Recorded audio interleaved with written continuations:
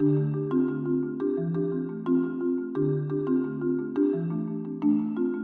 we're back again. Taste of the Orient. Thanks for joining us. We are going to make one of the most famous dishes. Now this is going to be create your own stir fry. When you go to a Chinese restaurant or any type of Asian restaurant, they give you several choices of several different stir fries. Here, we let you create your own. You get to choose from chicken, beef, shrimp, even tofu or egg. And we have a long list of vegetables.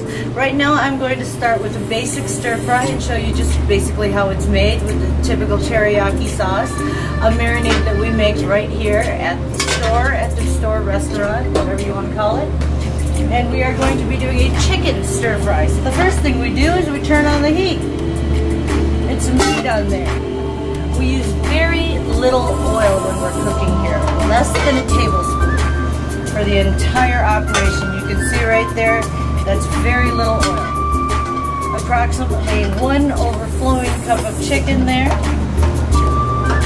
The chicken is pre-cooked to allow for speed, and also, which is even more important than the speed factor, is that pre-cooking allows us to add more flavor to the chicken before it's actually served. So we've got the chicken here starting to heat up. Stir fry cooking has to be done very quickly. All the pieces have to be cut of uniform size. That way they will cook at the same time. So the chicken, as you can see, is cut in little cubes so that it all cooks at the same amount of time as well as the vegetables. Now, important to every stir fry, I think it's essential unless you don't like it, is garlic. Fresh garlic. It has to be minced. The same with ginger. A good amount of fresh ginger. Now we add that at the beginning. This is my very own marinade. It's basically my very own teriyaki sauce. When we do that, we work those flavors in like that.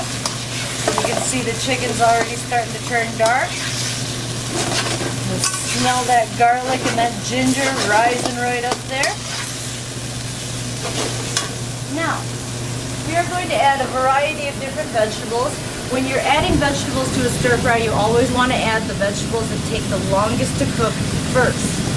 So when adding, we're going to add a little bit of water to give this a little bit of juice here.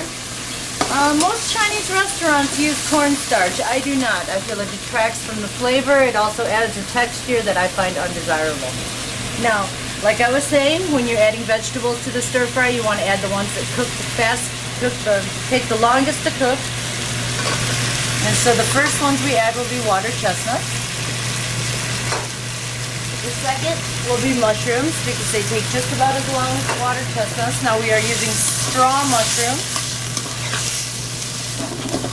Get that going right in there. It's already starting to get real fragrant. Now for color, we've got this whole collection of vegetables here. So what I'm going to do is I'm going to add a little bit of red onion. For each recipe I use large vegetables. I'm going to add a little bit of shredded carrot there. You can see that. Make sure it's all mixed. Now the trick with stir frying is to keep that food moving. Keep it moving, or else it will burn. Now woks have a very, very even type of heat. So you want to keep everything going constantly at the same time. Now we're going to add some pea pods, a little bit of green.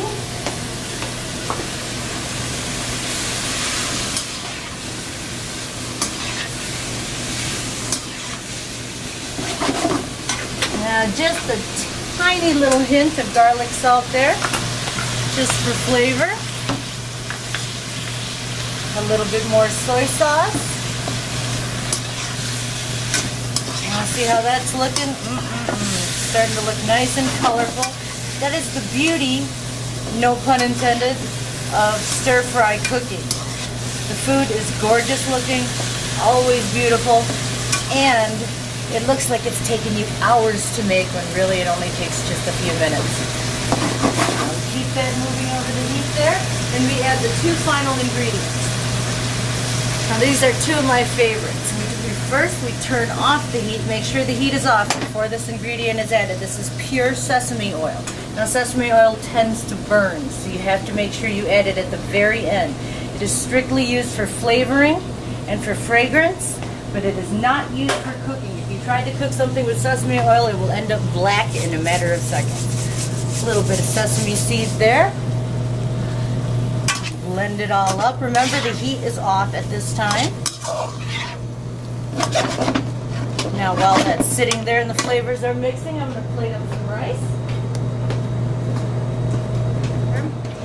We like to plate up our nice steamed jasmine rice in a little bowl. Press it into the bowl with a little mold there. Invert the mold onto a plate. We got a little. We arrange the chicken and the vegetables around the dome of rice. Of course, we arrange them in an attractive way, because presentation is everything. If food doesn't look good, it probably doesn't taste good either.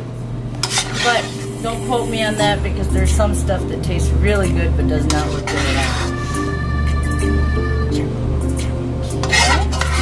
We've gotten all the food on the plate. Okay. And there you have it, a chicken stir fry finished in under 5 minutes time. Now remember, everything has to be prepared ahead of time so that you can cook this quickly. And look at how exotic that looks. You'll impress your friends.